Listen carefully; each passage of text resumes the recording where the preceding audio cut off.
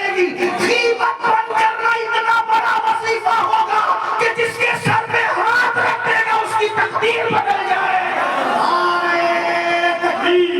آپ نے بند کر دیا نا مچھلی انڈا, لیکن آپ نے ابھی تک غیبت کیوں بند نہیں کیا؟ بڑی معذرت کے ساتھ میں کسی کو ٹارگٹ نہیں. ایک بات ہوں, میں صوفیہ کا غلام ہوں, سادات کی جوتیاں سیدھی کرنے والا, علماء کے زیر اثر ہوں. کسی بھی شخصیت کو ٹارگٹ کر کے تقریر کرنے کو میں بھی غیبت سمجھتا ہوں, اور غیبت کو زنا سے بدتر سمجھتا ہوں, ہے نا. میں کسی کو ٹارگٹ نہیں کر رہا ہوں, لیکن ہم لوگ ٹارگٹ کرتے نہیں. کئی بات چلی جاتی ہے, جیسے اگر یہ کہتے کہ شراب نہ پیو, کوئی شرابی کو لے کے مجھے کیوں کہتی ہے؟ میرے بھائی ہم جانتے نہیں کہ آپ شراب پیتے ہیں, آپ تک پہنچا جملہ تو ہم کیا کریں؟ بات یہ ہے نا, تو ہم کسی کو ٹارگٹ نہیں کرتے. یہ بڑا ذمہ دار اسٹیج. لیکن ایک بات کہتا ہوں, میں بہت سارے دنیا دار تو دنیا دار ہیں, میں دیندار لوگوں کو بھی دیکھ رہا ہوں ماشاءاللہ کہ وہ غیبت سے بچ نہیں پا رہے. بہت بڑی بات ہے. شیطان نے دنیا دار لوگوں کو عورتوں کے پیچھے لگا کے برباد کیا, شیطان نے زنا کے اندر لگا کر دنیا دار لوگوں کو برباد کیا, اور دیندار بعض لوگوں کو اللہ ماشاءاللہ سب نے ان کو غیبت میں پھنسا کر, یعنی لڑکا 16 سال کا لڑکا آوارگی میں زنا کر رہا ہے, لیکن دیندار کہلانے والا غیبت کر رہا ہے, تو دونوں میں برا کون ہے؟ حدیث ہے الغیبت اشد من الزنا, غیبت زنا سے بدتر ہے. اور ایک بات آپ کو بتاؤں, یہ بھی سن لے بہت خیال سے, کسی کے ہاتھ کی کٹ پتلی نہ بنو. محنت کر کے رمضان شریف کے روزے تم رکھو اور غیبت کر کے ثواب اس کے نام عمل میں ٹرانسفر کرو. کیا کر رہے ہو؟ صدقہ تم دو, زکات تم دو, نماز تم پڑھو, فجر میں تم جاگو, اور وہ اپنے نیکیاں اس کے نام. کیونکہ جب ہم کسی کی غیبت کرتے ہیں نا, غیبت, تو اپنی نیکیاں اس کے نام اعمال میں ڈالتے ہیں, اس کے گناہ اپنے نام اعمال لیتے ہیں. اس لیے بیوقوفی نہ کرو, نادانی نہ کرو, کسی کی غیبت کر کے اس کے ہاتھ کی کٹپتلی, ہاتھ کا رومال, اس کا دھوبی نہ بنو. اس لیے کہ جب آپ کسی کی غیبت کرتے ہو تو اس کے گناہ دھلتے ہو اور اپنے گناہ کو جلاتے ہو. آقا علیہ السلام فرماتے ہیں غیبت تمہاری نیکیوں کو ایسے ہی جلا دیتی ہے جیسے لکڑیوں کو آگ جلا دیتی ہے. اللہ اکبر. اسی لیے امام حسن بصری کہتے ہیں اگر میں کسی کی غیبت کرتا, کیا تو نہیں کسی کی, لیکن امام حسن بصری کہتے ہیں اگر میں کسی کی غیبت کرتا تو اپنے ماں باپ کی کرتا. کیوں؟ کیونکہ میرے ماں باپ کا حق تھا کہ میں اپنی نیکیاں ان کے نام میں عمل میں باز کرتا. لیکن چونکہ غیبت جائز نہیں, مگر چونکہ غیبت جائز نہیں, اس لیے غیبت کر نہیں سکتا. اندازہ فرمائیے وہ لوگ تھے جو غیبت کر کے توبہ کر لے. اب ذرا حدیث پاک کا مفہوم سنیں, جو غیبت کر کے توبہ کر لے, غیبت سے توبہ کرنے والا سب سے آخری میں جنت میں جائے. غور فرمائیں, یعنی توبہ کر لی تو بھی سب سے آخری میں جنت میں جائے گا. غیبت کرنے والا جس نے توبہ ہی نہ کی,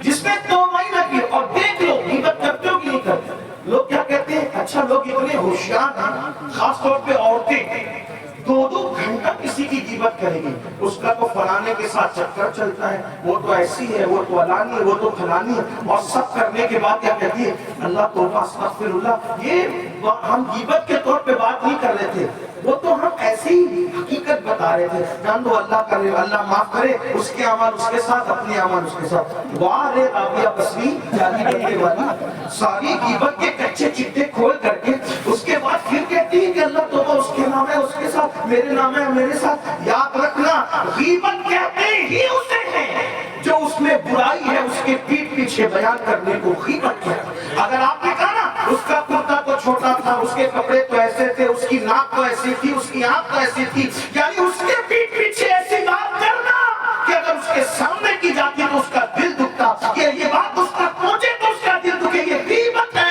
اور اللہ کے رسول علیہ السلام نے ایک مرتبہ اما عائشہ پاک موجود ہے. کون اما عائشہ پاک؟ جس کے بستر پہ قرآن نازل ہے, جو طیبہ ہے, طاہرہ ہے, مفتی 4 ملت ہے, ہزاروں صحابہ اور تابعین جس کے شاگرد ہیں, جس کی علمی دلیلیں حرف آخر سمجھی جاتی تھی صحابہ کے درمیان. بلکہ میں تو لوگوں کو یہ کہتا ہوں سیدہ عائشہ وہ خاتون ہے جس کا بستر رش کے طور ہے, رش کے طور, کیونکہ طور پر موسیٰ جاتے ہیں اور توریت آتی ہے, مگر بستر عائشہ وہ ہے جس پر جان موسیٰ آتے ہیں اور قرآن مقدس نازل ہوتا ہے. یہ سیدہ عائشہ صدیقہ ہے. اللہ اکبر. امامی مقدس بعد آ کر چلی گئی تو سیدہ عائشہ پاک نے جملہ کہا، حضور وہ کتنی ناٹی تھی نا، ناٹی مطلب چھوٹے پر، حضور وہ کتنی ناٹی تھی نا. آقا فرماتے ہیں عائشہ تم نے کیا کہہ دیا؟ کیا تم نے کیا کہہ دیا؟ یہ تمہارا جملہ اگر سمندروں میں ڈال دیا جائے تو سمندروں کا پانی خراب ہو جائے. تم نے یہ کیا کہہ دیا؟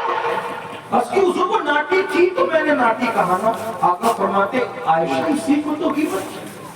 اللہ اور فرمایا اگر وہ عیب اس میں نہ ہو اور تم بیان کرو پھر یہ غیبت نہیں ہوگی، یہ تو تہمت ہوگی، یہ تو تہمت ہوگی.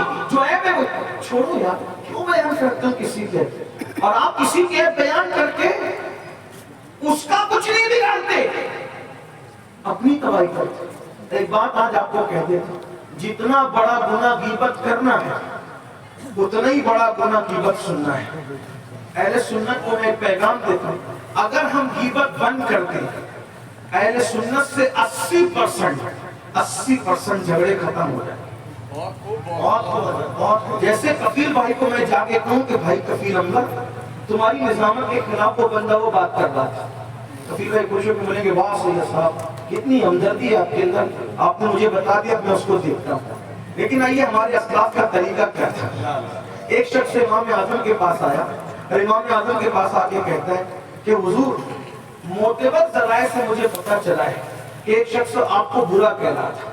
تو میں کس نے بتایا؟ کہا معتبر ذرائع. تو کہا غیبت کرنے والے معتبر کب سے ہو گئے؟ غیبت کرنے والے معتبر کب سے ہو گئے؟ وہ تو فاسق ہے. غیبت کر اور پھر فرمایا اس نے غیبت کر کے میرے پیٹ پیچھے بولا تھا، وہ تیر ہوا میں چھوٹ گیا تھا لیکن تو نے اس کو پکڑ کے لا کر میرے سینے میں کھوس دیا. مجھے تو پتہ ہی نہیں تھا، میں تو سکون سے تھا نا. تو اس دور میں غیبت کرنے والوں کو ڈانٹ کے بھگا دیا جاتا تھا. اس لیے اس دور میں ہمارے بزرگوں کے درمیان اختلافات اس اعتبار کے ہوتے. اگر بیٹا آ کر کے کہتا ہے امی آپ کے خلاف کہی ڈانٹ کے بھگا دو تاکہ میاں بیوی میں جھگڑا. ساس کے پاس آ کر کے جٹھانی کہتی دیورانی آپ کے خلاف یہ کہہ رہی کہ ڈانٹ کے بھگا دو. اس لیے کہ غیبت جس معاشرے میں ختم ہو جائے گی اس معاشرے میں اختلاف ختم ہو جائے گا. یہ غیبت ہے، غیبت جس نے ہمارے معاشرے کو آگ لگا دی، تباہ کر دیا ہے، برباد کر دیا ہے. اور یہ ایسا گناہ بے لذت ہے جو تمہیں آنکھ بند کر کے جہنم کی طرف لے جا رہا ہے، تمہیں خبر بھی نہیں ہے. تو عرض یہ کر رہا تھا، بات دور نکل گئی. عرض یہ کر رہا تھا اللہ کے بندو جو اعمال قبر میں بھی کام آئے، حشر میں بھی کام آئے، ہر جگہ کام آئے، ان اعمال کے لیے ہم کیا محنت کرتے ہیں؟ کوئی محنت نہیں، بلکہ ہم تو اپنی تباہی کا سامان کرتے. بات کو سمیٹتے ہوئے دور نکلی. قبر کا حال ہے کیونکہ شب برات قریب ہے، قبرستان جاؤ گے، شب برات قریب ہے، قبرستان جاؤ گے، دعائیں کرو گے، حاضری دو گے. لیکن چلتے چلتے باتیں کرتے کرتے شب برات میں قبرستان کیوں جانا چاہیے؟ ابا کی قبر پہ چونا پوتنے کے لیے نہیں.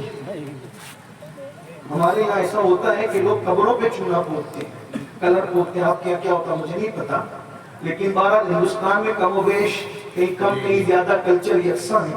اب آپ یہ کام تو مفتیان کرام سے پوچھیں گے کہ قبروں پہ کلر پوتنا چونا پوتنا کیا ہے. میں مفتی نہیں ہوں، اس لیے میں اپنی اوقات میں رہ کے بات کروں گا. نہ میں مفتی، نہ کوئی خطیب، نہ ادیب، بسپا کی چوکھٹ کا ایک بے ہنر فقیر ہوں.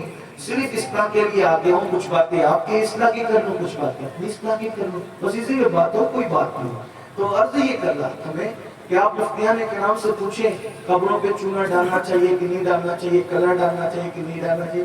بلکہ میں تو سوچتا ہوں یا اللہ ہم نے قبروں کو تاج محل کا رنگ اور روغن دینے کی کوشش کی.